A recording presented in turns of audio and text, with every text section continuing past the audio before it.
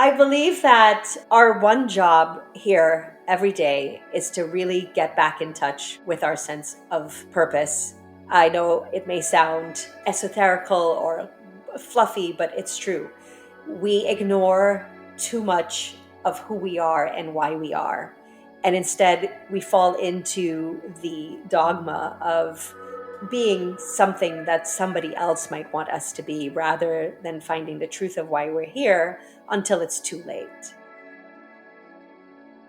Karen is a business strategist and course creator who helps 6, 7, and 8-figure entrepreneurs scale their online brands. As part of her signature impact mentoring program, she uses techniques that blend neuroscience-based learning and her unique holistic marketing strategies to help coaches, thought leaders, and service providers package their genius into scalable programs. Her mission is to create positive global change by helping purpose-driven entrepreneurs build the impactful businesses they were born to lead. A natural entrepreneur, Karen started a 6-figure fashion company in Trinidad at the age of 16. 3 decades later, she's launched businesses in 5 different industries, including creating 3 multi-7-figure businesses. In this episode, we talk about how Karen found her purpose early and how she helps others to break down their barriers.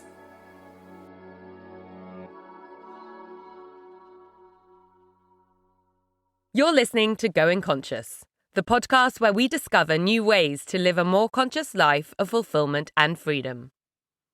Each week, I speak with entrepreneurs, academics, and changemakers who have made big transformations, left unfulfilling lives behind, and found meaning in this new world where purpose drives success. Let's get inspired to live our unique journeys to the fullest. Let's explore the impact we want to make and deepen our understanding of ourselves, each other, and this beautiful world around us. Live your freedom. I'm your host, Nikki Trott. In this episode, we talk about how to let go of the belief that you have to achieve to receive, how to stop doing and start being, how when Karen was told she had 6 months to live, she said no. Neuroscience, the holistic science of marketing, the emergence of a more conscious leader, being an enneagram 8 woman, both of us, how to tune your brain in to hear your heart, and why success is what you feel like, not what you look like. Now let's go to our conversation. Karen, hello and welcome to Going Conscious. Hi, it's great to be here and get this wonderful chat with my newfound friend, Nikki Trott. Exactly. We've become friends through Clubhouse, which is pretty amazing, isn't it? That it's connected us, and now here we are, both of us spending a bit less time on Clubhouse, but friendships surviving long beyond the walls of Clubhouse. So it's really special. And yeah, I'm very excited to have this conversation with you. There's so many things that I want to ask you, but I'm going to start with the beginning. So you became an entrepreneur at only 16 years old. Can you tell us a bit about what led you to becoming a young entrepreneur, really as a girl? As a girl, well, I was very fortunate in that I was raised in the Caribbean island. We had about I think it was 1.5 million people on our island at the time. And I was never aware of being a girl versus a boy. I don't remember that being in my consciousness. So it's funny that you say that. But my dad had been put on medication since he was young, ironically 16, must be a magical number. I never even thought of that before in our family. And for that reason, he was a great guy, but he was dependent on all these meds he'd been put on from young. And I, wanting to be this rambunctious teenager, I wanted to fix the world and wanted to see him get better. So my path, I thought, was to become a psychiatrist and go to med school. So I thought I was going to be a doctor. And I wanted to get money for med school because my dad, unfortunately, had just really invested in a franchise that kind of sunk him financially. Just at the time, I was like, hey, I want to go to med school. It's going to cost me. And I was getting all the grades and everything for it. But, it was, he said, I don't have the money. And I was like, well, I'm going to have to find a way to get the money, man, because I was determined. So that started my journey. So I was in art class. I was the artist for the school. I would do all the posters, things like that, pretty much to occupy me because I was a science major, but I was always like kind of the rebel in high school. So my vice principal put me in these extra art classes, and I decided to start painting T-shirts, which became a kind of a rage in fashion at the time. And so I was painting T-shirts, and I would sell them to the parents of my friends whose houses I slept over. And when I finally painted enough T-shirts, it was hard to keep up with school and painting the T-shirts. And I thought, well, let's paint better. So I did a class, and I watched this person put on a class for 6 weeks. And being a math major, I looked around, and I looked around and I did the math really quickly, and I was like, she's making a whole lot more than me, and her art was not that good. No offense to her now, but I looked around. I was like, I can teach this so much better than this, and kind of like something my current clients now tell me. And I looked around and I did the math, and I'm like, I am working so hard to do this one T-shirt at a time. I did the math. I was like, I can do this. So I went down to the newspaper. I didn't know what copywriting was until like 15 years later, but I wrote my first ad.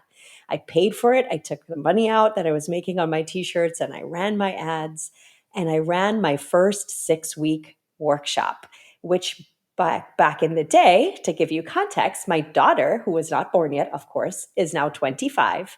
So I've been doing this a while, and this was before the interwebs. So this means that my writing had to be good enough to entice people to drive, not just to pay me for the workshop, but to also show up once a week, every week. So I started teaching these workshops and became so good at doing it. I had a little framework for the entire 6 weeks. Word spread like wildfire, and I kept growing and growing and growing. And I went down to a little bit of a seed to that is I went down to the news to put my ads in the newspapers, and I was like, I'm going to get buried here in all these other ads because other people started doing the same thing, putting their ads in, kind of commonplace today, right, on the internet. But I was in the newspapers. And I was like, how can I stand out? So rambunctious me decided not to tell my parents about this idea.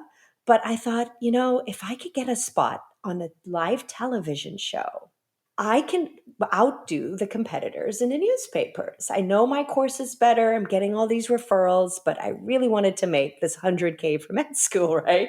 So I went down, took a taxi cab, and pitched the producer of the morning television show. Back in those days, we only had 2 television stations, and only one was available during the day, which is the one I pitched. I think she thought I was really cute. She gave me a shot, and it was probably, they did tell me after that, it was the highest watch segment that they'd had in months. They invited me back, and I consistently ran a television show where I would teach and give content for free. And people would call my number. I had to race back home in my taxi cab and could use good old dial up to answer the phone one after the other and give people my address, tell people about my workshop. And that's how I started my entrepreneurial journey back in the day, and a little bit of a tiptoe towards finding my purpose. So I know that was a mouthful. Wow, it's such a lovely story. And so did you make the 100K for med school and go to med school, or what happened next? Well, 2 things happened. I didn't need the money for med school anymore because I was doing very well. In today's dollars, it probably would equate to your 10K month, every beginner coach's dream. And so I was doing, my classes were pretty booked. I was the go-to expert. I had the framework, I had the credibility, the authority, and I was wearing mom's clothes. Speaking of authority, because, I was still, 16, I think by then 17. And so I didn't need the money for med school and decided to start a fashion line instead. I bet you didn't know that about me, Nikki. We have kind of similar little starting paths in a way. So I started my own line. And what happened one day, though, I stumbled upon purpose a little bit early in that I was teaching a class, and every day, every one of this classes, I still remember this gentleman so well. Out of all the hundreds of people I taught, he still stands out to me. I can remember his face so well. He would come into the class sweaty and on the stroke of 5 p.m., he would be there. And he was kind of a big deal. He was a senior customs official. And I was always wondering, why is he so adamant about showing up for his class? He would do all the work. He sat right in the front. He was such a great student, and he would rush in late, right on the minute, and make it to class. And on the last day, our sixth day, the last week, I would certify, even though I was 17 years old, I was certifying people in textile design and to start their businesses from home. And he comes up to collect his certificate. And he's brought me a bouquet of flowers, and he is collecting his certificate in one hand and he's handing the flowers to me in the other hand. And he looks me in the eyes, and his eyes are welled up in tears. And he said, "Karen, thank you so much. Your class changed my life, my family's life forever. A year ago, my son was in a car accident. He had a 19-year-old son, and he'd lost use of three of his limbs. And his wife had just gone into depression, having to care for him because, he has to be turned all the time, bed sores, and it's her son, obviously. And so he has been, being the man of the family. He wants to fix things. He's trying to make things right. He doesn't want to see his wife depressed. And he found this course. And he says, right now, my son, my family, and I have a purpose again because my son still has the use of his right arm. So every day after class, I buy the list of materials you give us and I take them home, and we spend the weekend together as a family again, helping my son build his little business online. And I still remember every moment, every emotion I felt in that moment, and how meaningful it was to really step into kind of, I call kind of the hero's journey where you follow your bliss, if you've ever heard of Joseph Campbell. And I thought I was going to raise money for med school, which was the first thing I was called to do. But now on that journey, I was changing lives forever and really making a difference way beyond what I thought I was going to do, was just teach these people how to create an income from home. I realized the magnitude of the bigger vision of what I was really doing. Amazing. Wow, what a story. Incredible. So you said you found purpose early, Karen. How did you then develop from there? I mean, not every step of the journey, but fast forward to where you are today, how did you continue to hone in on your purpose while also driving all of this success in your businesses? And I know you've created 2 7-figure businesses and more. So how did you find your purpose within that? Oh, several. So I was, like I said, very young. If you've ever raised teenagers or you know any, I left home very young and started my own business. So now I had a textile design school, and I had orders to fulfill, and I had staff, and I had people painting T-shirts and doing designs for stores. I was exporting. I had like a full-on business. Eventually, I started a clothing line. So I got pregnant for a gentleman way too early, a boyfriend, and decided, well, let's try getting married, because I felt like my previous family was probably not the best for stability, and I wanted. He had amazing parents who I am still best friends with to this day. And I wanted my baby to have that connection, really good relationships. But I stumbled into a marriage with somebody I honestly didn't know very well, to be quite blunt. And I used my business skills to create financial freedom for us. So I ended up building the store, clothing store. I moved from teaching and creating my wholesale business to doing more stores to create more stability. My first store was named after her, Soraya. And that store became a success. It was really needed in the marketplace. I had an eye for buying clothing for young women. And it took off, which steamrolled into several stores. And I had, as I was moving through life at full speed, I hadn't ever slowed down to look within. And I was more of, came from I learned this later around what I'm about to say, when the universe kind of tapped me with a 4x4. I realized that, I had this kind of conditioning. Even though life was looking great on the outside, there was an inner concern that came from a place of not being enough, or believing that I had to achieve to receive in life. And so I was always going, always going. So I was working 12, 14 days, 14-hour days, sorry, and barely saw my daughter. And she was turning around 4. And so eventually life is great on the outside. I'm in this marriage with this person I still don't know.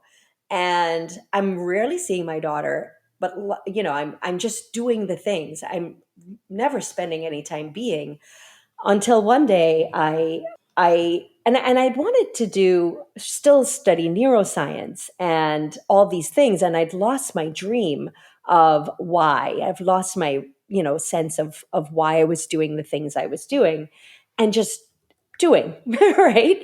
So I ended up I was working for these 14-hour days, and then one day in the shower I found some lumps on my neck and my head. I think I was washing my hair, and I tried to ignore it, staying busy, ignoring life. And then again in a shower, noticed I also had lumps in my armpits. So I finally called the doctor, and by then I was pretty well successful. I could call any doctor I wanted, and my doctor sent me to an oncologist, one of the best oncologists in the Caribbean. And that was when I still remember standing in her office after a full day of examinations. It was now late at night. She had this kind of dark, hard, like creaky office with a little veranda. And I'm standing there, and she's like, "You need to sit." And I was like, "Nope, I'm going to stand." And she looks at me with the little beady eyes over her glasses, and she said, "You have about 6 months to live." And I don't know where the word came from in that moment, but all I did was I heard myself tell her, "No." This is all I could recall, and I don't know. I was like, "Where did that come from?" And I turned around like on my heels. I picked up the chemotherapy prescriptions and everything. I turned around and I walked out. And my father-in-law at the time was waiting for me to take me home. And he was very respectful. He didn't ask me a word. And I sat in silence and thought about everything on my way home. I decided in that moment, don't know where that came from, just to think and keep it to myself. And then I got home and I saw a glare from the window, and it was a sliding door, my sliding door. So I got out of the car. I thanked him for the ride home. He knew something was up, but he was very sensitive not to ask, very sweet. And I walked up to the doorway, and there on the sofa was a little angel, and she was 4 years old, and her name was Soraya. And she just bounced into my arms and she said, "Mommy, you're home." And that was the first time, I think, in about 10 years or so, that I had ever allowed myself to break down and cry. And I know you're an 8 on the enneagram like I am. And my heart just broke right open in that moment. And I got in touch with a part of me that I'd forgotten. And I knew without a doubt I was going to live. I don't know how, but I knew I was going to live. And the next morning, I still didn't tell anybody anything. I went and I bought books like Quantum Healing, Spontaneous Healing. I followed everything to the letter. All I knew is that I was going to live. And just to speed things up, a month later, I asked the doctors to put the biopsy off. I said, "Give me 30 days." And the biopsy in 30 days came back benign, and they were so confused. Like, they were upset, confused. There's a song by Natalie Merchant called Wonder that I always say describes my story exactly, if anybody ever wants to play that. And I'm not saying that it was a miracle. I could say I'm open that it might have been a mistaken diagnosis, but the point is I did not give power to something else. I took my power back from life, and I I really believe that each day has so much value that we take for granted. I believe that that experience happened to me for a reason, and that it is my mission to really walk people through why they're here and to make sure that they break whatever barriers down and internal beliefs they have blocking them, or fear of finding that thing within us and that why we're here, and really living each day dedicated to that, because that is all I wanted to do. When you're told that you only have 6 months, life confronts you like, why are you really here and what would you do? And if you could make it anything you wanted, would you be doing the things you're doing right now? And my answers were no. So I had a huge life change at that moment, not just the mind, but my heart, my body, and really getting into spirituality, meditation, and cleaning and opening up from the inside out. So that was I know it's a big story and you probably have tons of questions. It's a big story. It's incredible. And I love how you really kept your power and, created your own reality. And I'm wondering how this experience then really changed your business specifically. Oh, yes. It changed my business in that, well, first of all, I had to change just opening my heart, discovering what that was. And, years later, I was lucky to been blessed to work with people like the scientists behind heart math, behind biofeedback. I'm certified. And so now I can put science to what happened with me changing everything about the way I think, the way I became. And so my businesses went through a whole change. I had to get divorced because your environment no longer matches the internal world, the external. So that had to shift. So I became a single mom. And during a very bitter divorce, as I said, I did not know my ex then. I end up having to leave the country and start all over again. And so I started using my skills now in an online world. This was closer to '08, but I had just when you think like, oh my gosh, she survived this. It's like I had another change coming to my business. I bought a brand new home because, again, I wanted my kids to be stable. And it was 2008. So most of my cash at the time was invested there. And I had to move quickly. So I did what I knew how to do was selling and creating words that people can connect to. And I built a store called Little Princess, where dreams begin, little dreams begin. And my why was really applied because I really wanted kids to believe in their dreams. So that was the whole why and purpose and mission behind that. And I built a little mini empire that won top sellers. My kids, I had my two kids in a weird country, and I thought, oh my God, what am I going to do? I used my strengths, and I said, retail, let's do something. Let's put a purpose behind it. How can I merge what I'm doing to being something that makes a change? And I really, really believed it. My kids were able to get on board, helping me take the pictures and everything.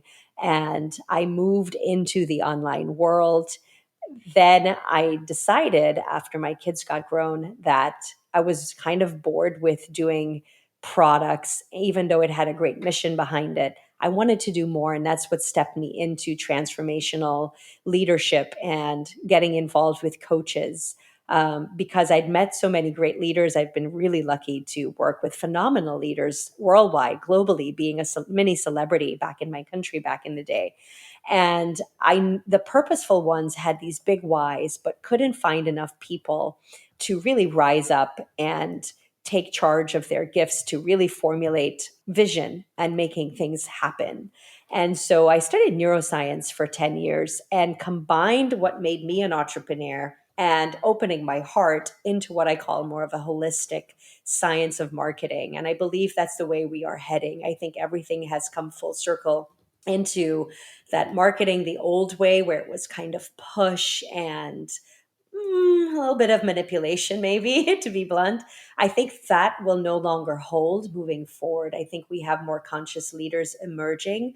We are going to bring a lot more heart back into what we're doing. I think it's time. It has always been time, but I think people are more ready to receive it and to live from something that is more aspirational and bigger than they are. So, how I change my business is really moving into helping conscious, purposeful entrepreneurs really start with the solid pillars of not just strategy, but the brain heart connection of who they are, that unique fingerprint, mapping it to the needs, the voids, the gaps. There's so many that the world needs. There's no, it's limitless, the potential, once we can get enough conscious leaders to step into the power of who they are, not comparing themselves to others, but going within and bringing that message out to the world.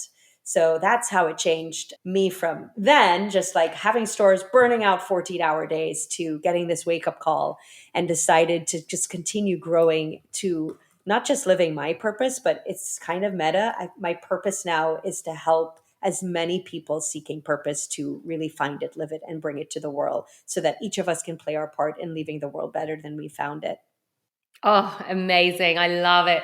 I love how you talk about more and more conscious leaders emerging and how this whole journey is about going within first, Mm-hmm. discovering that purpose and then bringing it to the world. And as you know, I'm so aligned with your purpose as well, with mine also being to really empower conscious entrepreneurs to make their big impact and create a profitable, sustainable business for themselves to thrive, and also people in the planet. And it's just so incredible that there are so many people, I think now, women especially, like you and me, in their very own unique way, doing this work, helping conscious leaders to emerge, and really seeing that that's the way that we can change the world, through conscious leadership, through conscious business.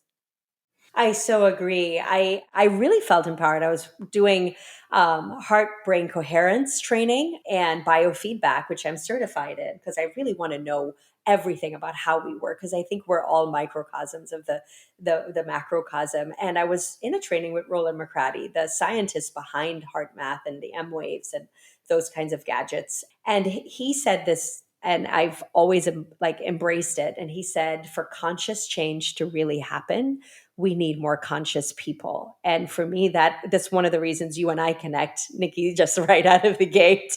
And I feel like we are sisters on a similar path. And I feel there's going to be so many more of us, because I think that is my mission, is we do need more conscious leaders to create the conscious change that we know we're on the cusp of. Yes. Yes, I agree. Absolutely. If you enjoy Going Conscious, please subscribe for a new episode every Wednesday. If you think your friends and networks would benefit from listening, please share this podcast of fulfillment and freedom with them. And if you listen on Apple Podcasts, please rate and review. It's great to read what you think, and your support makes a big difference. Together, let's grow our courage and tools to transform and live the lives we really want to. As well as creating Going Conscious, I work as a transformation coach and conscious brand consultant. I'm on a mission to help holistically maximize conscious entrepreneurs to drive positive changes for themselves, others, and the planet. I can help you to transition and level up personally, and I can help your brand grow and make a bigger impact. To connect with me and find out more about how we can work together, find me on Instagram at Nikki Trott or on my website, nikkitrott.com. Please get in touch. I'd love to hear from you, and let's talk about your path of growth and development.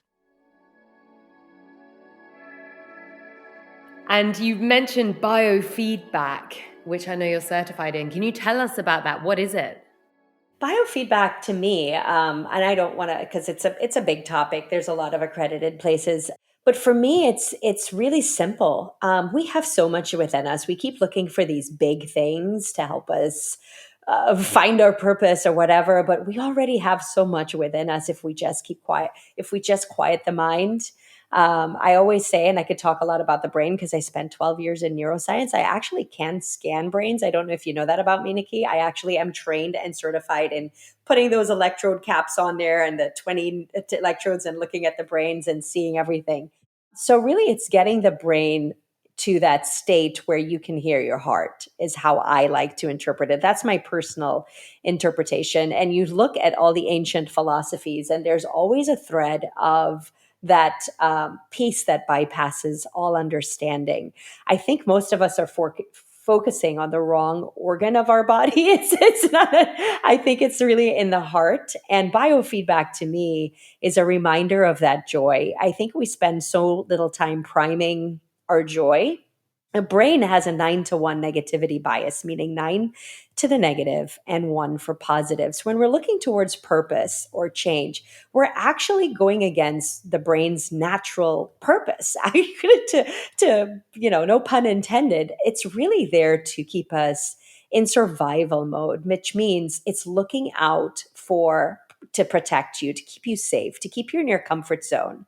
And purpose lies beyond that. Purpose is really our value set. I do believe it's seated in our heart.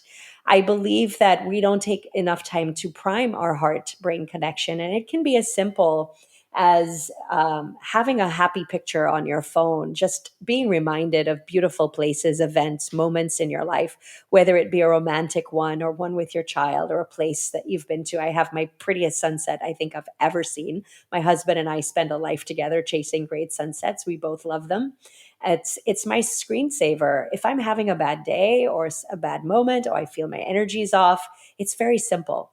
I look at something that reminds me of a positive moment because our brain loves visuals.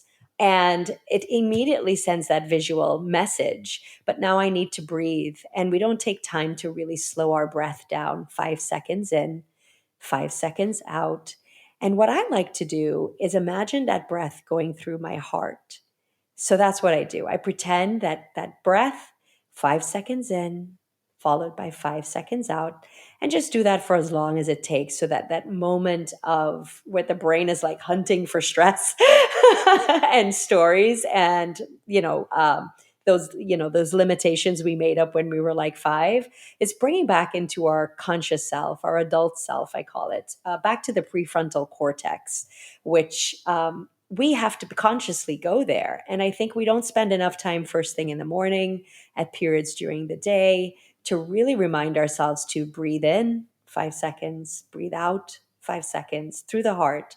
Look at a picture for that visual reminder or close your eyes and go there mentally if you can. But we really don't spend enough time priming ourselves for purpose and refueling that positive bias so that we can rewire ourselves to have that become the baseline and lead us and direct our thoughts, direct our choices, or build up. That's what we call resiliency.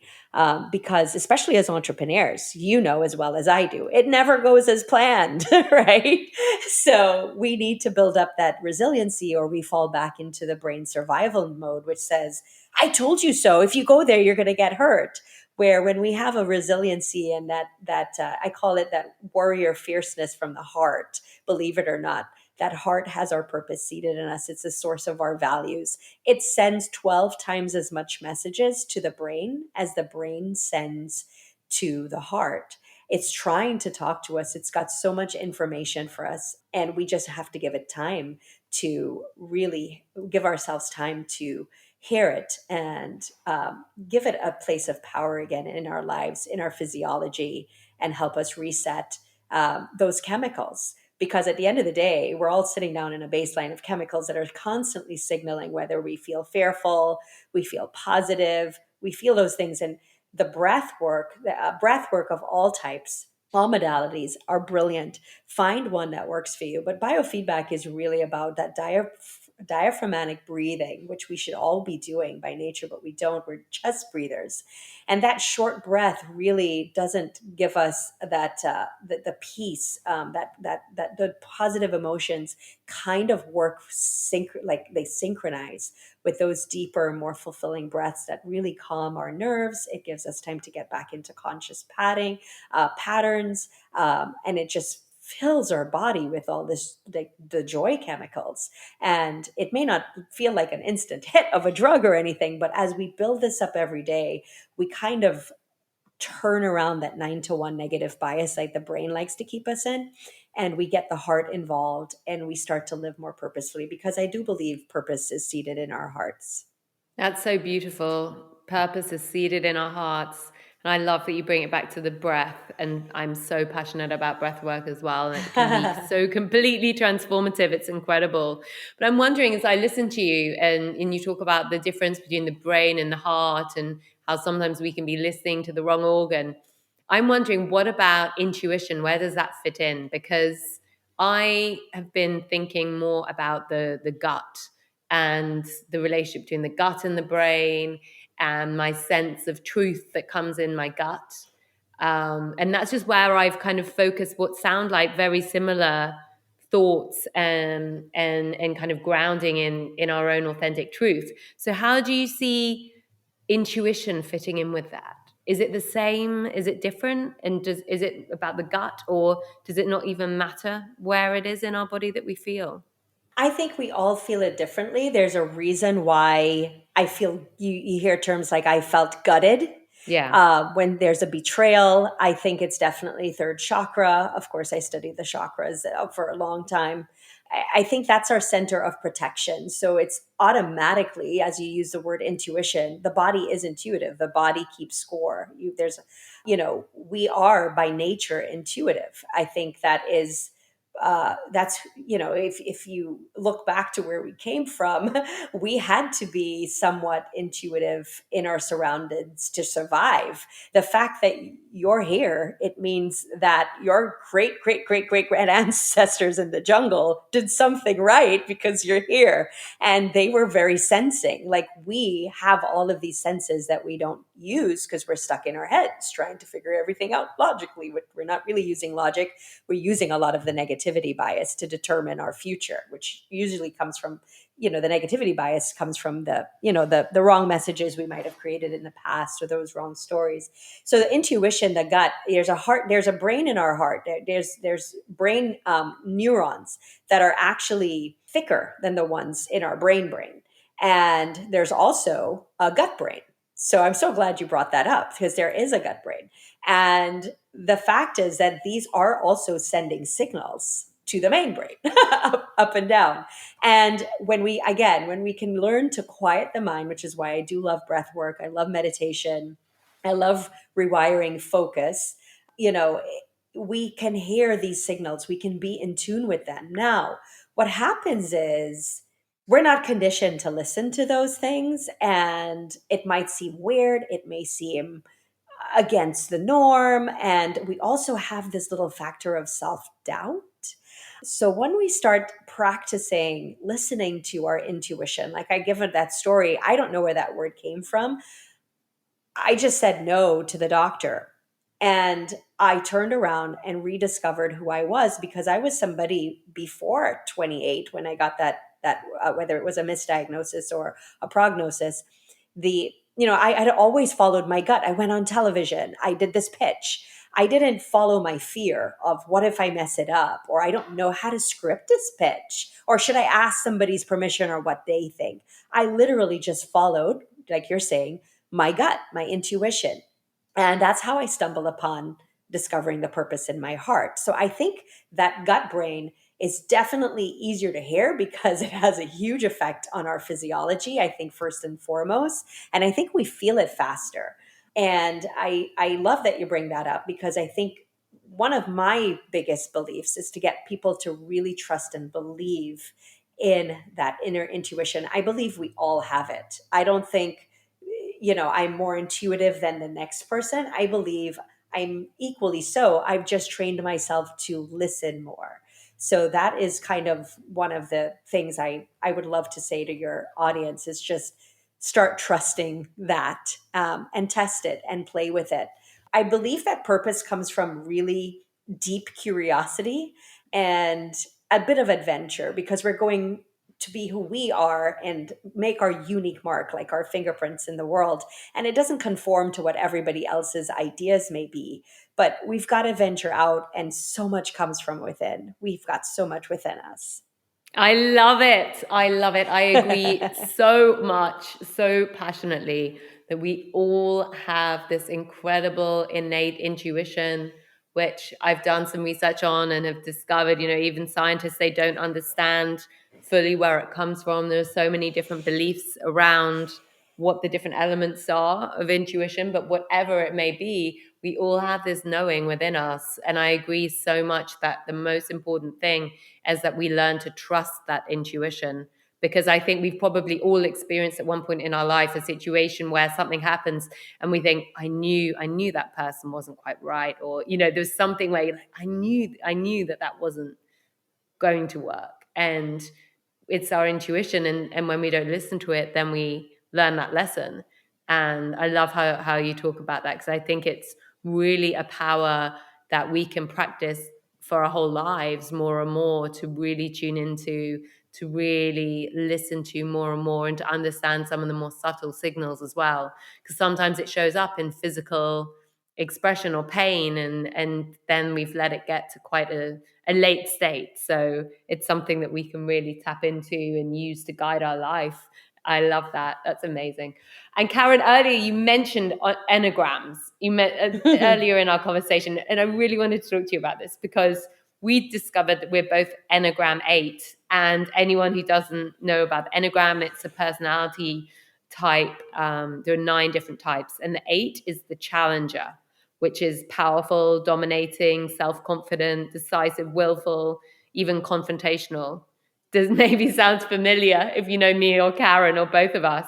But I found that really challenging. Only recently I found out about the Enneagram. But when I read it, it really resonated, because I found it really challenging being a woman of this type, being the challenger, being that confident, dominating woman, and so often have felt that I had to shrink, and it wasn't really a woman's place to be, and it being called bossy. And it was so wonderful to discover that you are also an 8, and to share some of these experiences that you've had. So I'd love to hear a bit more about what being a challenger is like for you. All right, that's interesting, because that is my life. Like, every word you said was like I resonated with. And the challenger, I love being an 8. Just not saying all of the other numbers aren't great. My husband is the most beautiful 9. Me too. My husband is a beautiful 9 as well. Oh, that's awesome. And I think it's because, like I said, purpose and curiosity go together. So I never accept the status quo as is. I always want to think, yeah, but.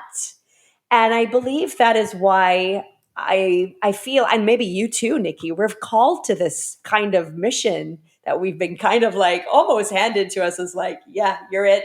Let's champion this light in other people's darkness, to say we're going to lead the way. We'll hold the torch. We'll bluster through those blocks for you. But I interestingly also had another experience where I joined a mastermind that I didn't. The leadership was so bad. Like, Nikki, I'm sure you can relate, being an 8, right? Yeah. So the leadership was terrible, and it seemed to be more cult than culture. And they spoke about diversity. There was zero diversity. I am very mixed. I come from I have no roots. I have Asian, Chinese, Native American, Black, white, Spanish, you name it. It's all mixed up in here somewhere in my genes. And I'm very fortunate to come from that background. And this place was not like that. And I raised the question, and they said, the question's not allowed here. Wow. And I was like, I think it's a redirection always into who you are. And I said, I'm here to lead. And for me, it was a wake up call. And I said, to me, again, it's something that pulls out another question, is like, I'm questioning leadership. Maybe there's a part of me that's not stepping into the leadership I need to own for myself. And there I am. And it was very revealing. So being a woman 8, by the way, female 8s are rare. They're much more. It's more of the masculine enneagram number. So I was really excited when I met you, Nikki, and another bunch of us that were eights, because we understood each other. And, I was called, bossy. My dad told me he was my biggest gift when I was 15. When you ask, how did I start so early? It was seeded by my dad. He told me, you're unemployable. Now, traditional patriarchal days back in the day, they only knew to get a job, right? So he was like, what am I going to do with you? You're unemployable. And I took that as a compliment. I still do, right? It's the biggest gift. Sure. There you go. And I think what he said is like, you're never going to be able to work with a boss, which I can't do. And eights can, but this one can't. But he said that, and he saw that in me, so I took it as a compliment, and I actually felt seen, so that was good. And that is what sparked in me. It kind of gave me permission to become an entrepreneur very early, and continue to challenge the status quo, which, it's not the easiest thing. We do, as eights, get hurt, but we are people who will always fight for I fight for the underdog. I feel a sense of justice. Integrity is, we don't use the word integrity loosely like we see a lot in the marketing world, in the business world. We actually mean it. I don't know about you, but I have a need to walk my talk, and really be aligned in that, who I say I am and who I am. Those have to intertwine. I'm forever seeking to challenge the next level of myself, challenge this level of myself, to say, what more can I expand into to fill a bigger calling, more adventure, more things I can do. What more can I use this beautiful time here to create? So that's my take on challenge. I don't know about you, Nikki. Yeah, I love it. It resonates so much. And I love how you've really used it as your power. And I have too, absolutely. But it's true. It's something that definitely feels rarer in women, and it's wonderful to meet others. And Karen, what does success mean to you, and how has that changed since you started your entrepreneurial journey? Ah, success to me, what I felt it was, I think what we do, the goals we set are driven kind of sometimes our good beliefs, and sometimes the, like I said, that 9-to-1 ratio, the ones that fuel us. Little off tangent, in neuroscience, we say, we think between 75,000 to 90,000 thoughts a day. Don't ask me whoever measured that. And, about 90% of those thoughts are going to be limiting to us, or come from that negativity bias, or just really the brain being healthy to keep you safe, to remind you, alert, this might be dangerous. And I feel like success is before, when I had that thought that I had to achieve, to receive, or to be loved, or to be liked, or accepted.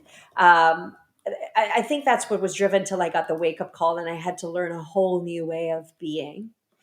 And being successful to me is how much of today could I live joyfully? What brings me joy? What lights me up? And what can I remove that blocks me from fulfilling that joy?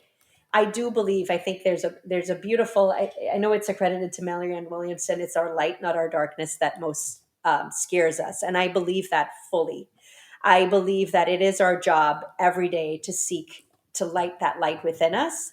And it is not easy once you decide to do it. I think that making us the powerful challenger, I think, is really that way. And I think success is being able to choose from your joy, a compassionate, empathetic joy, both to yourself and to the world, to fill that gap which only you can fill by being here, and being blissful along the way, which is, I love Joseph Campbell's Follow Your Bliss, the hero's journey. I believe that, and he studied like me. I spent many years just reading up on holistic theology and ancient wisdoms, and there's always this thread of the connectivity of us all. Carl Jung talks about it.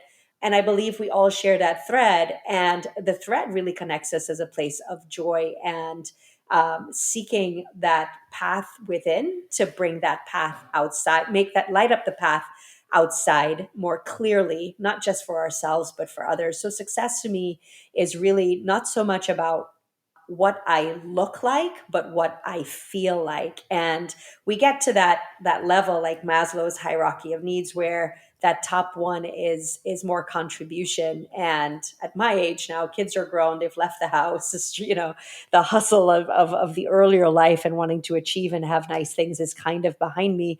But I love being abundant, but mostly for what fills me with joy, and having that joy spread to others lights me up even more. Being able to do that for other people is really what fills my joy. Gorgeous. I love that. Success is really a state of being, and it's nothing material at all. And so, is there a key takeaway or message from our conversation today that you'd like to share? Oh, so many. I believe that our one job here every day is to really get back in touch with our sense of purpose. I know it may sound esoterical or fluffy, but it's true. We ignore too much of who we are and why we are. And instead, we fall into the dogma of being something that somebody else might want us to be, rather than finding the truth of why we're here until it's too late. So I believe that we really have to at all times redefine ourselves by connecting the head, the heart, and taking action every day to prime our joy and step ourselves, take that action, that doing thing, do the thing you need to do, take the risk you might need to take, and not judge yourself by stepping into who you truly came here to be. Oh, I love it. I love it. I love how you said, not falling into being something somebody else might want you to be. I agree with you so much. I think that that's how most of us start and think that we achieve success until we start to really question that. And it's a painful process sometimes to rip it apart and to peel off those layers and to find what's underneath it. And it can be quite terrifying. But when we do, we start to then be able to really live the life that we're meant to live. And it's just a whole different energetic frequency. It's a whole different level of abundance. And it's definitely a path you can't walk back from. That's for sure. Yes, I agree. Once you start, you're in it. And Yes. that's what I love about our clients that come to Signature Success. I just love seeing them light up. I see the struggle, I see the journey. And, they're like you, Nikki, they're very lucky to be with us eights, because we don't accept what you can't. We accept what you are and what you're growing into as that thing. And we don't let these things hold us back. So I love connecting with you, Nikki. It's always a joy. Me too. Thank you so much, Karen. And lastly, what book have you read recently, or just one of your favorites that you would like to recommend to us? You know who I happen to pop on YouTube sometimes if I'm like, in the morning, I'm getting ready. And I would either listen to an Audible book or something. And my good old friend who I met, who I always and had breakfast with because it was on my bucket list because he saved my life, it was Deepak Chopra. And he was going over a book, one of my favorites, The 7 Laws of Spiritual Success. Love that book. I've read it only a dozen times or more. So because it's fresh in my mind, because I just listened to him do a recap this morning, that would be the book for today. There's no coincidences, right? Is my mantra in life. So I think that's the book for the audience today. Beautiful. Thank you so much, Karen. And where's the best place for us to find you online? Signaturesuccess.com, because Signature, you're unique, and it's time to step out into the joy of the success you came here to be. Amazing. Karen, thank you so much. It's been so wonderful speaking with you. Thank you so much. It's a pleasure as usual, Nikki. I hope you enjoyed this episode with dear Karen. I love how she talks about how conscious leaders are going within themselves and then bringing their purpose to the world. This is exactly what we are seeing happening with people and all of you listeners, going into themselves in their own way, discovering their own truths, working through blockers, finding deeper connection and spirituality. And this journey is a one-way journey to our purpose. This is what I am passionately committed to helping people discover in themselves with my work, because conscious leaders are the people who are set to dramatically change our world now and into the future. So it was wonderful to speak to Karen, who has a really aligned mission in the world too, which she approaches in her way. Breath keeps coming up in various Going Conscious contexts and conversations as perhaps the most incredible tool for centering, mindfulness, and overall health. A tool which we all have, but most of us have forgotten how to use. So I urge you to explore breathwork or an easy breathwork exercise. You can find something for 5 minutes online. Try something out to help you with whatever you may be facing at the moment. We also talk about the power of trusting your intuition, something we must nurture and practice in order to enable ourselves to surrender to the right path and journey for us. Please have a listen to episode 18 of Going Conscious. Go back and you'll find a short 10-minute guided meditation to connect you more deeply with your intuition. I hope you enjoy it.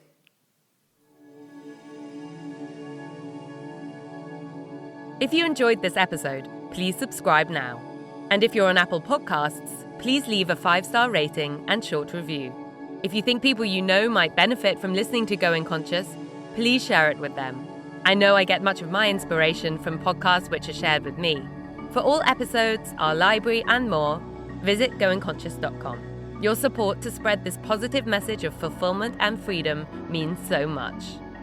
As well as hosting Going Conscious, I help conscious entrepreneurs to transition and unleash their power and purpose with my transformation coaching and conscious brand consulting work. Discover more on Instagram at Nikki Trott or on my website, nikkitrott.com. I'd love to hear from you and to talk about your goals, questions, or how we can work together. And if I don't hear from you before then, see you next Wednesday on the next episode of Going Conscious. As always, live your freedom.